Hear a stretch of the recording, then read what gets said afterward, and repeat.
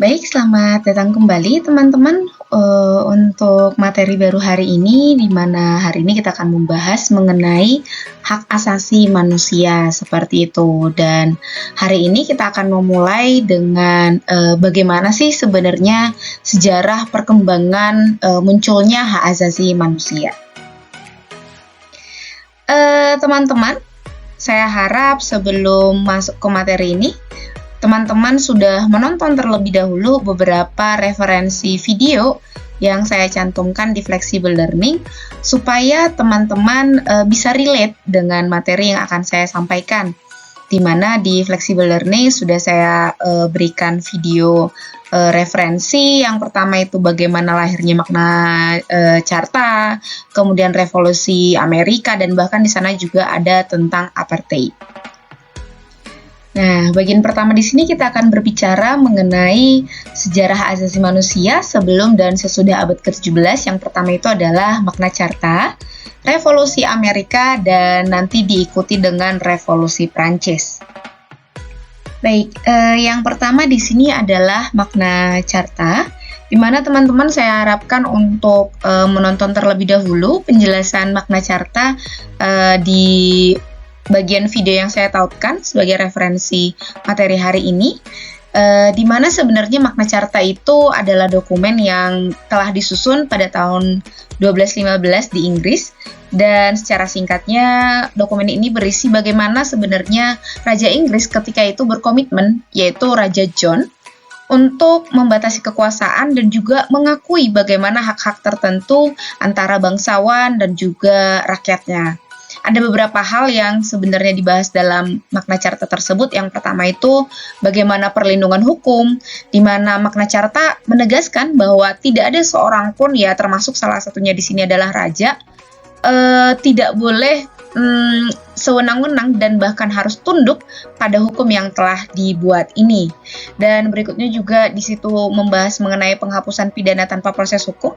Jadi di dokumen ini melarang pengambilan harta atau penahanan bebas seseorang tanpa proses hukum yang adil. Dan berikutnya itu ada tentang konsultasi dengan para bangsawan seperti itu, dan yang terakhir itu adalah tentang perlindungan hukum kepemilikan tanah. Nah, pada masa itu teman-teman, raja itu beserta keturunannya berjanji menghormati kemerdekaan, hak, dan juga bagaimana kebebasan gereja di Inggris ketika itu. Dan bahkan para petugas keamanan dan pemungut pajak akan menghormati hak-hak penduduk. Kenapa ini ditekankan teman-teman? Pada masa sebelum Magna Carta ini lahir, pemungut cukai, kalau misalkan bahasa kita yang paling sering kita dengar ya, atau pemungut pajak itu sering sekali sewenang-wenang, bahkan tidak jarang juga ada kejadian di mana sampai kehilangan nyawa ketika melakukan pemungutan pajak tersebut. Jadi raja membuat perjanjian di dalam dokumen ini bahwasanya para petugas keamanan dan juga pemungut pajak harus tetap menghormati hak-hak yang dimiliki oleh masyarakat ataupun penduduk. Dan polisi ataupun jaksa itu tidak boleh menuntut seseorang tanpa bukti dan saksi yang sah, alias tidak boleh asal menjatuhkan hukuman terhadap seseorang tanpa pengadilan yang sah. Kemudian seorang yang bukan budak tidak akan ditahan, ditangkap, dinyatakan tanpa bersalah tanpa perlindungan negara. Di sini harapannya negara ketika itu hadir di mana posisi ya, tapi yang masih sangat disayangkan di sini adalah seseorang yang dinyatakan bukan budak. Berarti ketika ada perbudakan pun sebenarnya tidak bisa dipungkiri masih melanggar bagaimana hak asasi manusia itu ya teman-teman. Kemudian dalam Magna Carta juga dinyatakan bahwasanya apabila seseorang tanpa perlindungan hukum sudah terlanjur ditahan, nah gitu. Jadi bagaimana ketika masyarakat itu terlanjur ditahan, ya raja juga harus siap untuk mengoreksi kesalahan yang telah diperbuat gitu. Dan berikutnya juga di Magna Carta ini kekuasaan raja juga sudah dibatasi seperti itu ya. Jadi hak asasi manusia itu pada Magna Carta itu menekankan bagaimana hak asasi manusia lebih penting dari kedaulatan, kekuasaan, politik, dan bahkan hukum itu sendiri. Nah, setelah itu teman-teman bergulir ya kurang lebih 60 tahun berikutnya, ternyata ya tetap saja ya itu di Inggris belum menyebar hingga ke negara-negara lain, di mana pada masa 1276 muncullah revolusi Amerika. Ini juga saya sarankan teman-teman menonton terlebih dahulu bagaimana revolusi Amerika terjadi. Di mana revolusi Amerika ini sangat dikenal dengan deklarasi kemerdekaan yang lahir dari revolusi ataupun perjuangan kemerdekaan Amerika ketika itu, di mana mereka menjelaskan atau mengunderline dalam deklarasinya itu bahwa sesungguhnya semua bangsa diciptakan sama derajatnya oleh Maha Pencipta, bahwa semua manusia dianugerahkan oleh Penciptanya hak hidup, kemerdekaan, dan kebebasan untuk menikmati kebahagiaan. Jadi ini salah satu yang di-underline dalam deklarasi kemerdekaan Amerika. Dan di mana Presiden Franklin Roosevelt juga menyampaikan bagaimana ada 4 kebebasan yang pada akhirnya ini yang sangat terkenal dengan prinsip di Amerika, yaitu disampaikan di Kongres Amerika pada tahun 1941. Jadi jauh dari munculnya revolusi Amerika tersebut, di mana yang pertama itu adalah kebebasan untuk berbicara dan melahirkan pikiran atau freedom of speech and expression. Yang kedua itu adalah kebebasan memilih agama sesuai dengan keyakinan dan kepercayaannya, freedom of religion. Bahkan yang untuk ini pun di Amerika bukan lagi bebas untuk memilih agama ya, mereka juga malah sudah bebas untuk memilih ataupun tidak memilih agama, seperti itu. Kemudian yang ketiga itu adalah kebebasan dari rasa takut atau freedom of fear, di mana munculnya ancaman-ancaman baik itu di dalam maupun dari luar ya teman-teman. Berikutnya itu adalah kebebasan dari kekurangan dan kelaparan, yaitu freedom from want. Jadi ini adalah salah satu prinsip juga yang terkenal dari Amerika, yang juga prinsip ini dijadikan sebagai dasar bahwasanya negara Amerika itu adalah negara yang liberal. Nah, dari munculnya revolusi revolusi Amerika, bagaimana sebenarnya revolusi Amerika itu menentang yang namanya penjajahan, menentang yang namanya perbudakan seperti itu ya, hingga akhirnya pecah dengan munculnya revolusi Amerika. Dan revolusi Amerika ini menjadi salah satu trigger munculnya revolusi Prancis pada tahun 1789. Dan teman-teman juga sudah saya tautkan juga video tentang revolusi Prancis ini, yang intinya juga bagaimana kesewenang-wenangan kerajaan ketika itu terhadap rakyatnya. Ya, sesederhana yang paling famous itu adalah bagaimana kerajaan menghambur-hamburkan uang ketika negara sedang krisis, seperti itu. Hambur-hamburin uangnya bagaimana? Sesederhana Pangeran Louis itu masih pesta setiap malam, bukan setiap minggu atau setiap bulan ya teman-teman, tapi setiap malam gitu. Jadi di sana bagaimana munculnya revolusi Prancis, dan bahkan ini dinyatakan sebagai cikal bakal munculnya demokrasi ya teman-teman, di mana prinsip masyarakat atau prinsip rakyat yang akan memerintah, dan keinginan pemerintahan itu bukan absolut kekuasaan untuk rakyat. Nah, tadi di revolusi Amerika melahirkan deklarasi kemerdekaan pula, pun halnya dengan revolusi Prancis, di mana mereka juga melahirkan deklarasi yang di dalamnya itu apa saja teman-teman. Yang pertama itu adanya manusia dilahirkan merdeka dan tetap merdeka. Kemudian manusia itu merdeka berbuat sesuatu tanpa merugikan pihak lain. Di sini juga ada kewajiban ya, kalau kita perhatikan, berbuat sesuatu tanpa mengambil hak orang lain maksudnya. Kemudian manusia tidak boleh dituduh atau ditangkap selain menurut undang-undang. Jadi kalau di dalam tidak ada dasar hukum atau tidak ada dasar undang-undangnya, maka orang tersebut tidak bisa diproses.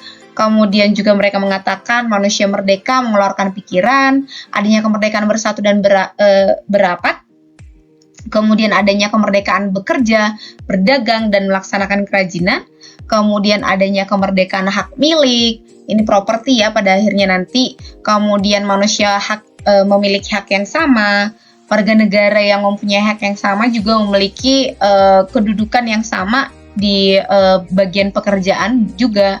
Manusia mempunyai kemerdekaan agama dan kepercayaan, adanya kemerdekaan surat kabar atau media massa ya teman-teman, adanya kemerdekaan berserikat berkumpul, adanya kemerdekaan rumah tangga, adanya kemerdekaan lalu lintas, dan yang terakhir itu adalah adanya hak hidup dan mencari nafkah.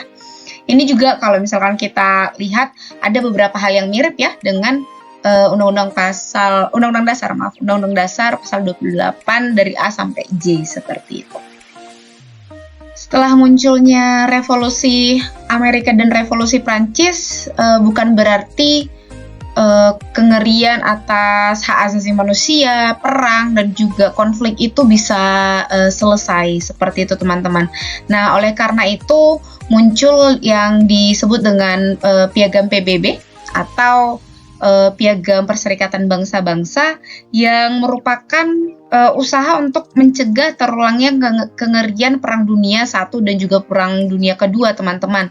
Di mana PBB ini melahirkan piagam ini dengan alasan yang pertama, Perang Dunia itu salah satu konflik yang paling merusak dalam sejarah manusia. Teman-teman bisa melihat beberapa video ataupun film-film atau bahkan buku tentang bagaimana kengerian Perang Dunia Pertama dan Perang Dunia Kedua.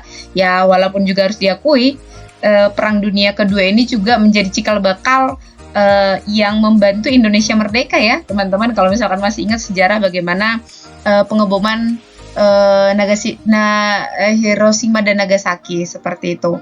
Nah, oleh karena itu bagaimana Perang Dunia Kedua ini memunculkan kengerian ataupun ketakutan-ketakutan bagi negara-negara, atau bahkan dalam hal ini PBB berusaha untuk mencegah perang yang sama terjadi seperti itu. Nah, oleh karena itu mereka mendorong pemimpin dunia untuk mencari solusi ataupun menyelesaikan konflik-konflik internasional tanpa menggunakan yang namanya kekuatan senjata ataupun kekuatan militer.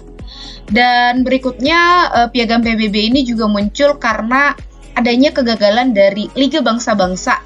Sebelum PBB itu namanya LBB atau Liga Bangsa-Bangsa, di mana setelah Perang Dunia Pertama itu dibentuk Liga Bangsa-Bangsa yang tujuannya itu ya sebenarnya hampir mirip ya teman-teman, yaitu mencegah perang. Namun pada kenyataannya LBB ini gagal mengatasi konflik dan munculnya Perang Dunia Kedua yang lebih besar tadi gitu. Oleh karena itu dibutuhkan organisasi yang lebih kuat untuk pendekatan yang lebih efektif, maka dibentuklah yang namanya PBB. Kemudian berikutnya itu adalah adanya kesadaran atas ketergantungan global, di mana Perang Dunia Kedua itu kan menggarisbawahi bahwasanya ketergantungan global dan dampak dari tindakan sebuah negara itu akan berdampak dengan hal-hal yang lainnya, negara-negara lainnya. Oleh karena itu diharapkan ya jangan sampai ke-trigger gitu loh teman-teman. Jangan sampai konflik ini berpengaruh kepada hal-hal yang negara-negara lainnya. Contoh sederhana yang sedang marak yang kita tahu akhir-akhir ini adalah bagaimana Rusia dengan Ukraina. Memang cuma dua negara ini yang berkonflik, tapi pada kenyataannya dampaknya meluas bahkan ke Indonesia seperti itu. Oleh karena itu harapannya dengan adanya PBB ini bisa mengendalikan tantangan-tantangan seperti bagaimana keamanan, bagaimana untuk perdamaian, pembangunan ekonomi, dan bahkan hak asasi manusia itu sendiri seperti itu. Nah, oleh karena itu dalam Piagam PBB ini menggarisbawahi konsep hukum internasional sebagai alat untuk mengatur negara-negara, dan yang paling penting di sini adalah harapannya untuk melihat perdamaian dunia itu akan juga melindungi bagaimana hak asasi manusia itu terimplementasikan gitu. Nah, jadi di dalam piagam PBB ini muncul bagaimana tetap menjaga dan mendukung perdamaian di dunia, menghormati hak asasi manusia sekaligus menjaga persaudaraan antar bangsa, membangun kerjasama baik itu ECOSOC dan juga menjadi pelopor untuk mengambil tindakan penciptaan ataupun pembangunan perdamaian dunia dan juga bekerja sama untuk membangun hal-hal yang bersifat kemanusiaan yang bahkan hingga hari ini banyak ya teman-teman program-program yang diluncurkan oleh PBB. Nah, setelah piagam PBB itu ada lagi nih teman-teman yang lebih spesifik lagi membahas tentang hak asasi manusia, yaitu Deklarasi Universal Hak Asasi Manusia atau Universal Declaration of Human Rights.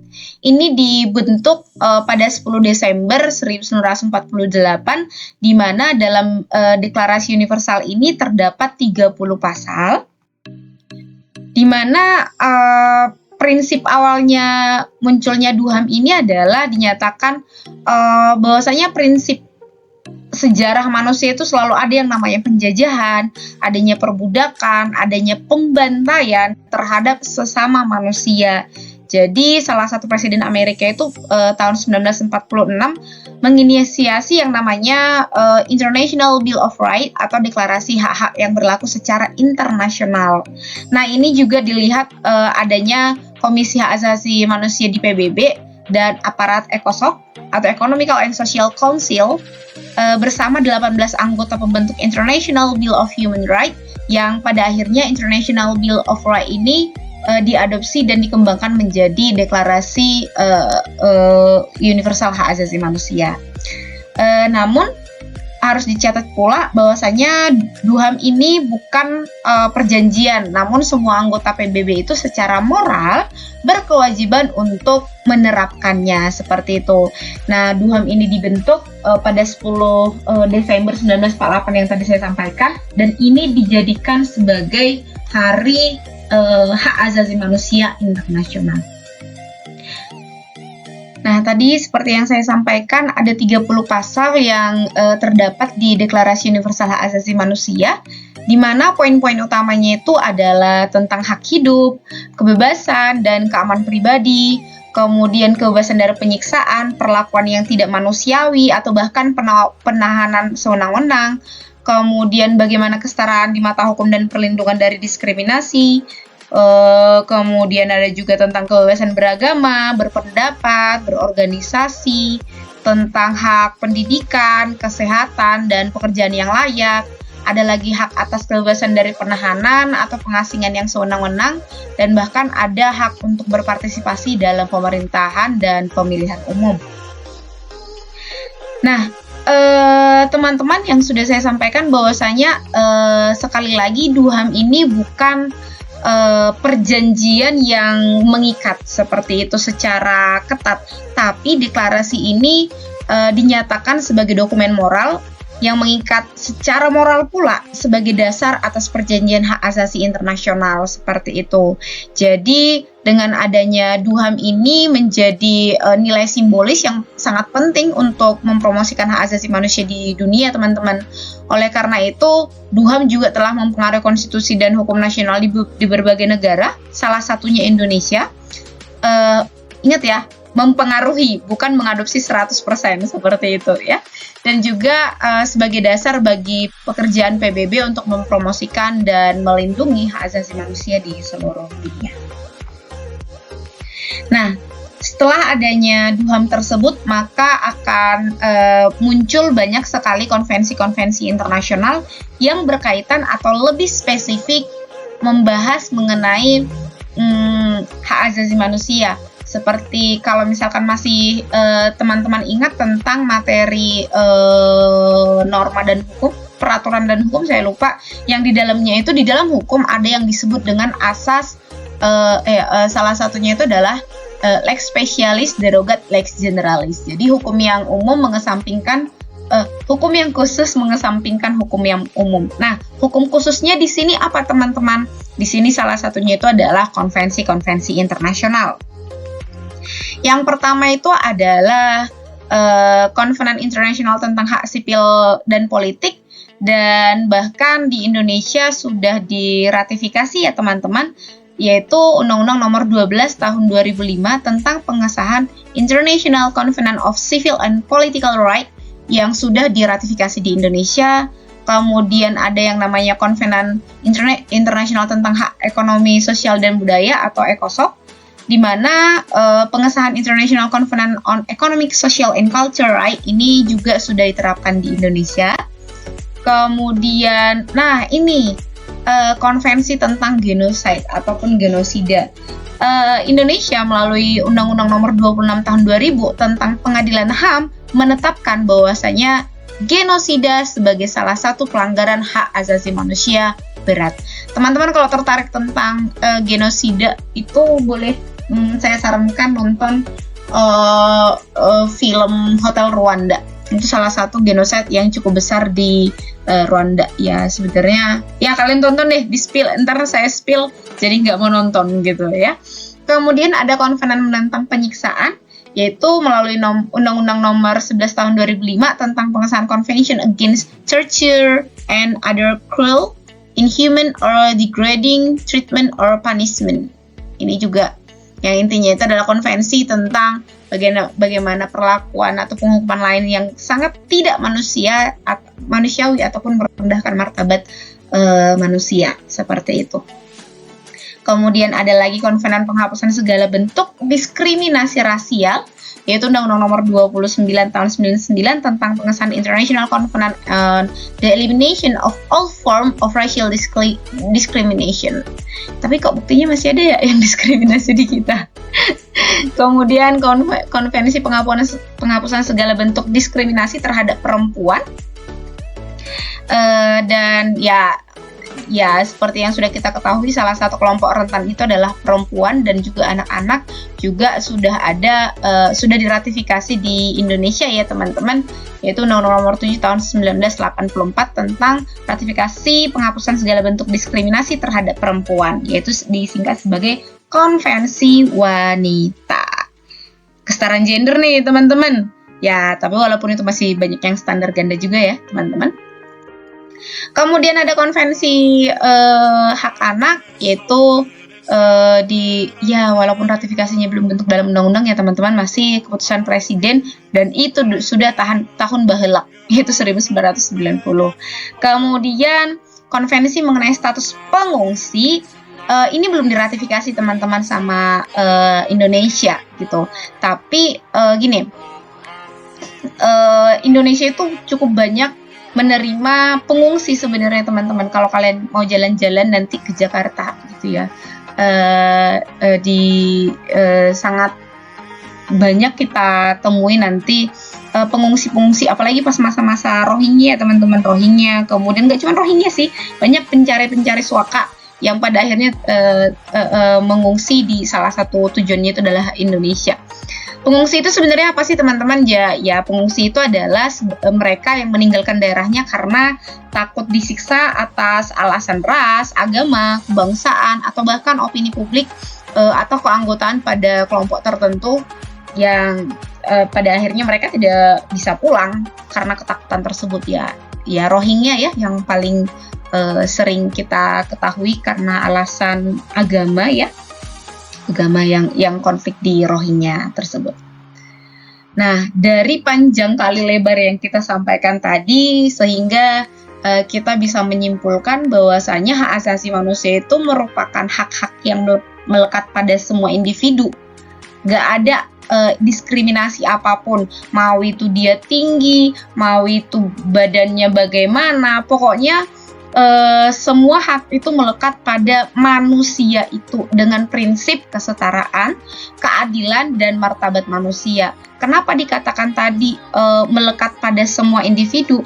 Karena hak asasi manusia itu melihat bukan karena alasan lain, tapi karena mereka itu adalah manusia. Seperti itu ya.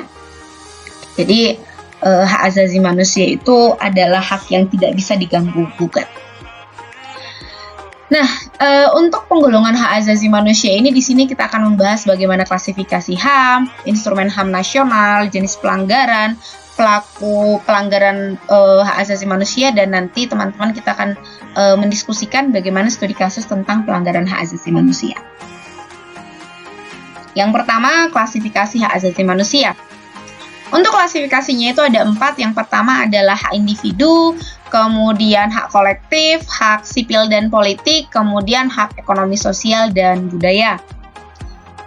Sedangkan untuk pembagian bidang dan jenis hak asasi manusia itu ada hak asasi pribadi atau personal right, kemudian political right, kemudian legal equality right, dan juga property right, dan juga procedural right.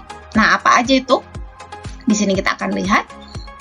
Yang pertama, hak asasi pribadi atau personal right yang tadi. Jadi, ada untuk hak personal right itu adalah kebebasan untuk bergerak, bepergian, dan juga berpindah-pindah tempat.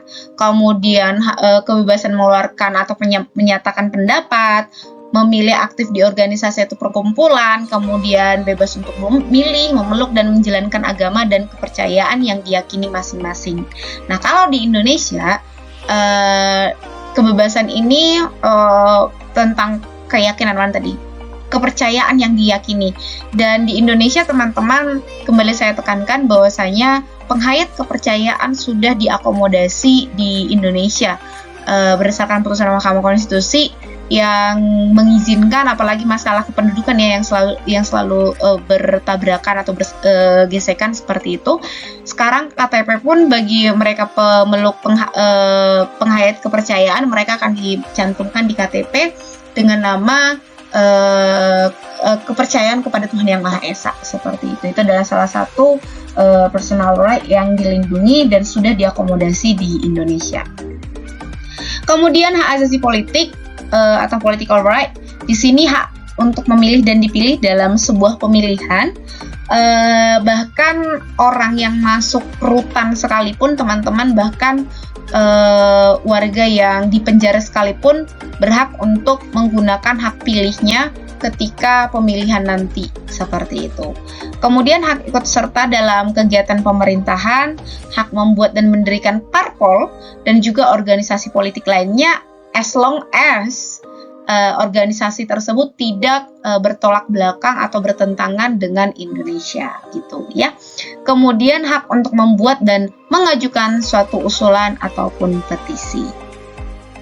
Nah, kemudian hak asasi hukum atau legal equality right.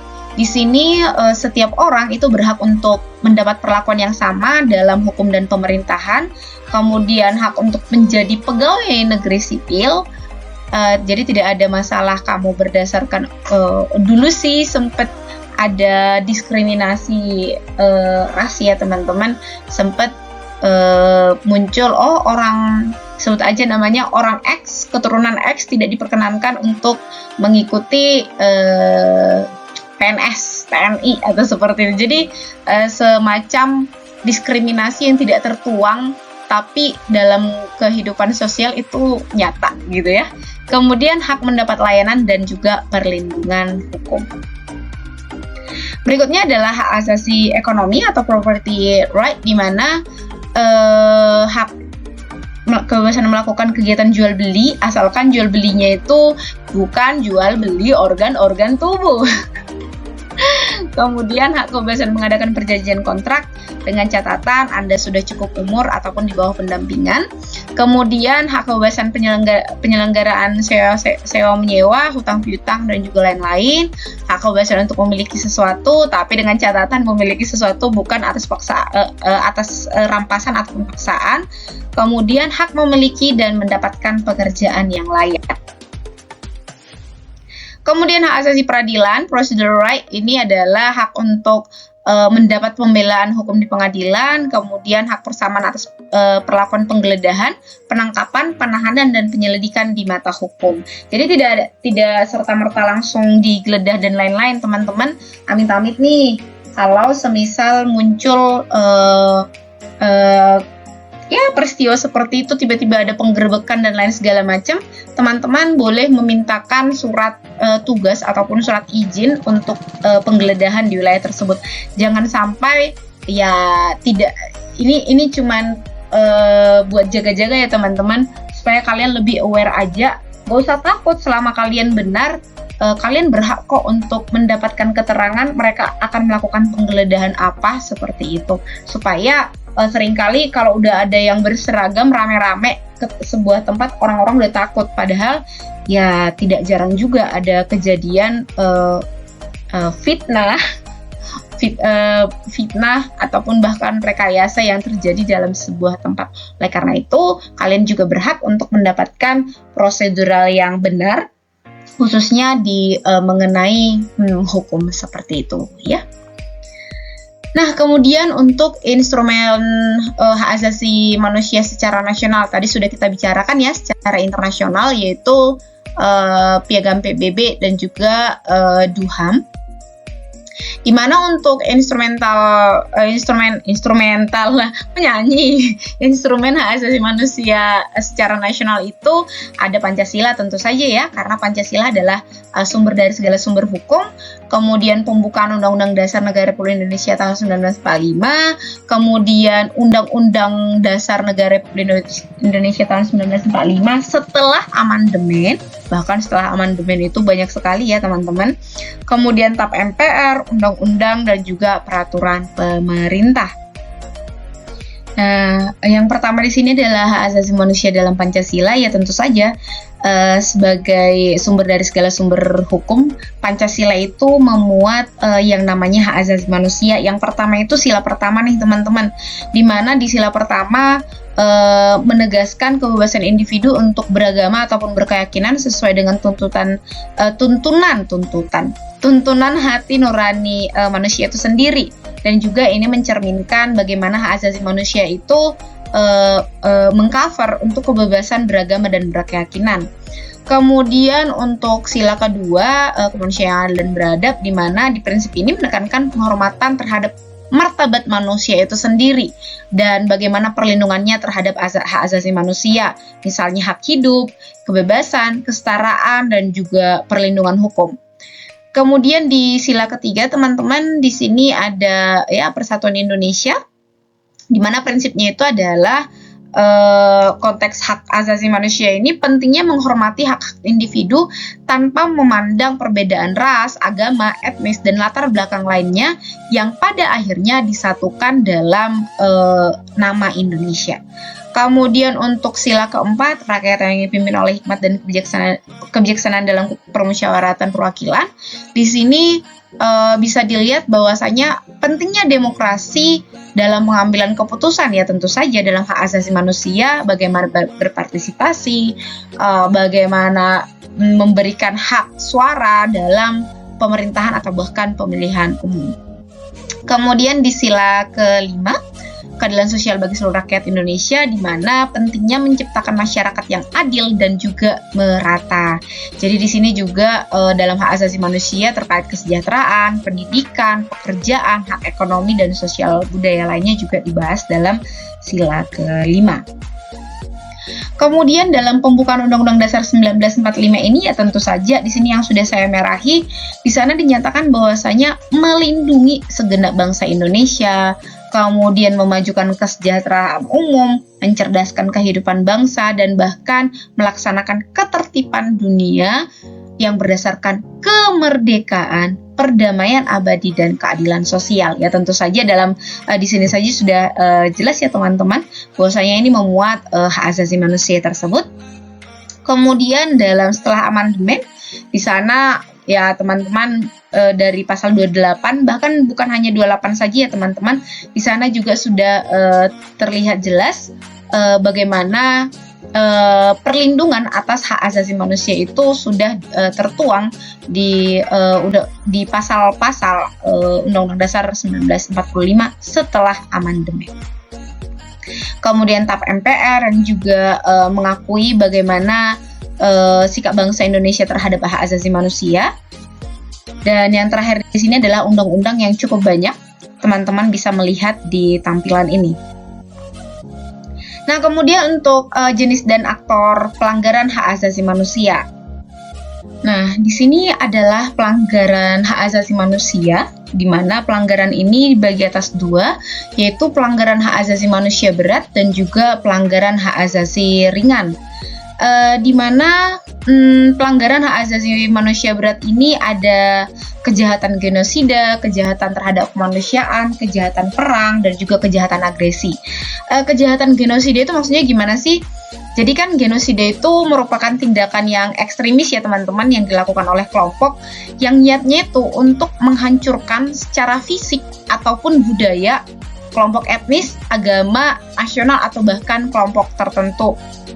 Jadi untuk kejahatan genosida ini adalah pelanggaran yang sangat serius dalam hak asasi manusia, dan bahkan ini dinyatakan sebagai tindakan kejahatan terburuk yang diakui dalam hukum internasional. Tujuan utama dari genosida itu untuk menghapus kelompok tertentu dari masyarakat atau bahkan dalam sebuah negara. Contoh yang paling famous ya teman-teman itu adalah Holocaust, di mana Holocaust itu selama Perang Dunia Kedua, pemerintah Nazi di Jerman itu di bawah pemerintahannya Adolf Hitler berusaha untuk menghilangkan seluruh populasi Yahudi Eropa melalui pembantaian massal, penahanan di kamp konsentrasi, dan juga pekerjaan paksa.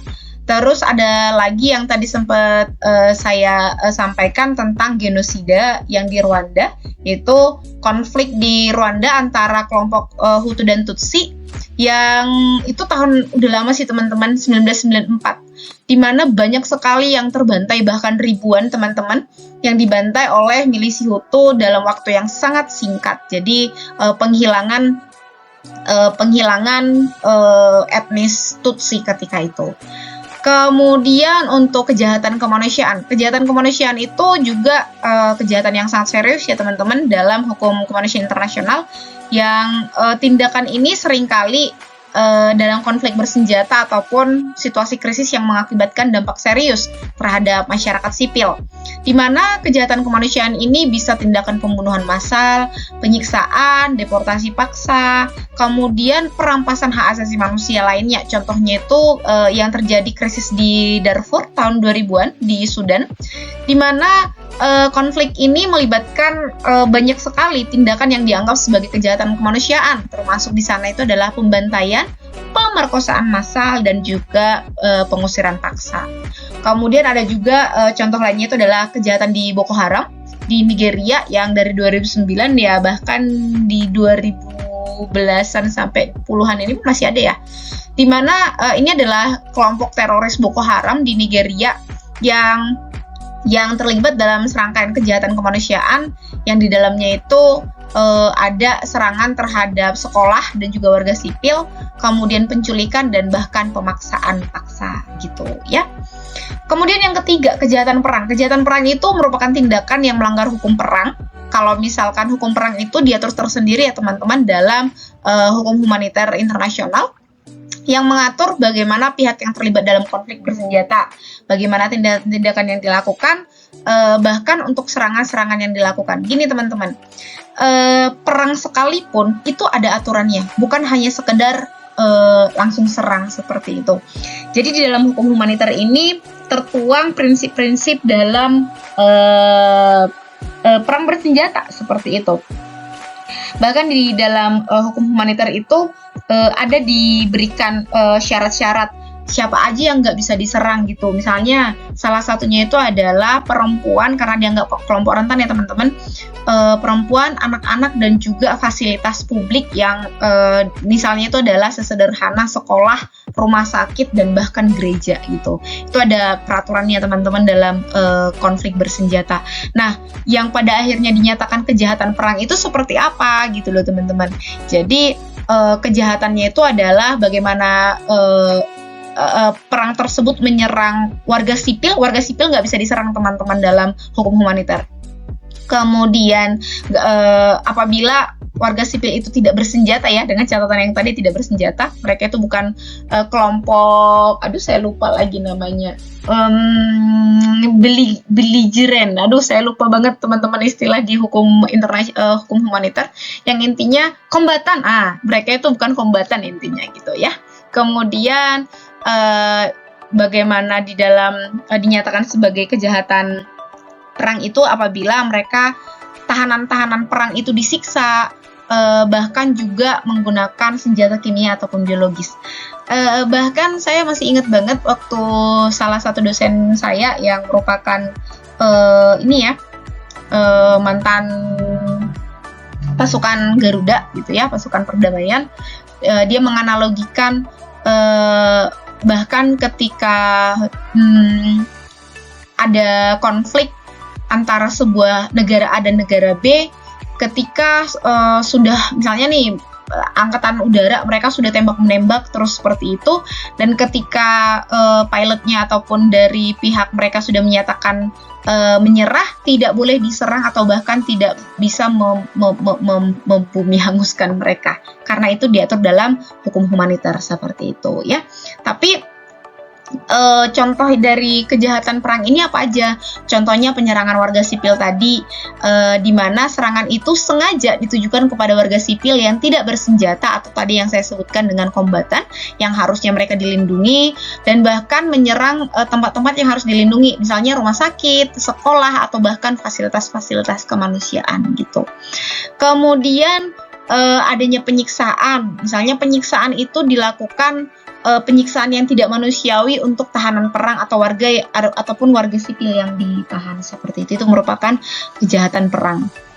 Kemudian untuk kejahatan agresi ini merupakan tindakan sebuah negara yang ya tentu saja ini melanggar hukum internasional ya dengan memulai perang ataupun konflik bersenjata terhadap negara lain tanpa alasan yang sah menurut hukum internasional. Kejahatan hak asasi manusia ini ya tentu saja melanggar prinsip-prinsip perdamaian dan juga keamanan dunia tadi, di mana pengertian dan hukum yang mengatur tentang kejahatan agresi itu telah mengalami perkembangan dan definisi yang lebih jelas melalui beberapa perjanjian internasional. Nah, contoh-contoh kejahatan agresi ini adalah yang terjadi invasi Irak oleh Amerika Serikat tahun 2003. Kalau misalkan teman-teman masih ingat Saddam Hussein. Ini Saddam Hussein ini saya tuh masih ingat banget bagaimana seramnya ketika itu untuk pencarian si Saddam Hussein ini. Saddam Hussein, siapa namanya? Saya lupa ingat, tapi saya ingat Saddam. Sebentar, saya cek lagi. Saddam Hussein. Nah, si Saddam Hussein ini nih yang paling terkenal kalau misalkan invasi antara Irak yang dilakukan sama Amerika untuk mencari satu tikus membakar seluruh rumah. Itu deh analogi yang paling inget waktu invasi invasi Amerika ke Irak tadi. Jadi itu kan invasi yang dilakukan tanpa persetujuan untuk DKPBB, dan bahkan itu dianggap sebagai salah satu contoh kejahatan agresi. Kemudian ada juga agresi Rusia ke Ukraina, sebenarnya bukan di tahun 2022 teman-teman, antara Ukraina dan juga Rusia. Tahun 2014 juga pernah dilakukan oleh Rusia, yaitu melibatkan aneksasi Crimea dan juga dukungan terhadap pemberontakan wilayah timur Ukraina tanpa persetujuan internasional yang sah, dan ini tentu saja dianggap sebagai kejahatan agresi gitu ya. Kemudian untuk pelanggaran hak asasi manusia ringan, di mana ini ya memang tidak mengancam nyawa ataupun bahkan merugikan sangat banyak, tapi saya tidak setuju sih dengan kata-kata tidak merugikan, karena yang namanya pelanggaran HAM walaupun itu ringan pasti akan merugikan seseorang gitu ya. Jadi pelanggaran HAM ringan ini sering mencakup tindakan yang diskriminatif, misalnya penyalahgunaan kekuasaan, misalnya kalau mencari pekerjaan katanya ada segitiga, bukan cuman tepung aja segitiga biru teman-teman, katanya ada segitiga itu kesuksesan. Apa itu? Usaha, doa, dan orang dalam. Jadi di sana ada tindakan diskriminatif, kemudian penyalahgunaan kekuasaan atau perlakuan yang tidak setimpal tetapi tidak mencapai ambang batas yang dibutuhkan ataupun dianggap sebagai pelanggaran HAM yang berat, seperti itu. Kemudian dalam pelanggaran hak asasi manusia itu ada juga diklasifikasikan pelakunya, yaitu pelaku non-negara dan juga pelaku negara. Untuk pelaku hak asasi manusia yang non-negara itu termasuk kelompok bersenjata, organisasi teroris, kelompok pemberontak, kelompok kriminal, perusahaan swasta, atau bahkan individu-individu yang secara langsung dan tidak langsung terlibat dalam tindakan yang melanggar hak asasi manusia. tindakan pelanggaran yang dilakukan non-negara ini biasanya mencakup pembunuhan, penyiksaan, pemaksaan kerja paksa, perdagangan manusia atau human trafficking, pemerkosaan, penggunaan anak-anak sebagai prajurit, atau bahkan mempekerjakan anak-anak di bawah umur juga sudah bagiannya. Kemudian tindakan-tindakan yang tentu saja merampas hak asasi manusia ataupun kelompok itu sendiri. Jadi yang jelas itu tadi bisa kelompok swasta atau bahkan individu sendiri ya. Sedangkan untuk pelaku negara di sini adalah ya namanya negara ya, berarti dilakukan oleh pemerintah atau bahkan agen-agen resmi pemerintah yang terlibat dalam pelanggaran hak asasi manusia yang misalnya dilakukan oleh negara atau bahkan entitas pemerintah terhadap siapa? Terhadap warga negara mereka sendiri atau bahkan warga negara di luar kelompok itu gitu. Jadi pelakunya bahkan ya sesederhana kejadian ini deh yang kemarin Brigadir Joshua itu kan salah satu pelakunya negara. Kenapa dikatakan pelakunya negara? Ya kepolisian itu adalah bagian dari entitas pemerintah. Seperti itu. Nah, oleh karena itu teman-teman untuk memperdalam materi ini lagi, teman-teman akan membahas studi kasus tentang pelanggaran hak asasi manusia yang sudah saya tampilkan di flexible learning, seperti itu. Oke, terima kasih teman-teman. Semoga materi hari ini bermanfaat dan juga mendorong kita untuk lebih sadar bahwasanya hak asasi manusia itu dilihat bukan karena dia agamanya apa, dia statusnya apa, tapi karena dia adalah manusia. Terima kasih, selamat melanjutkan aktivitas.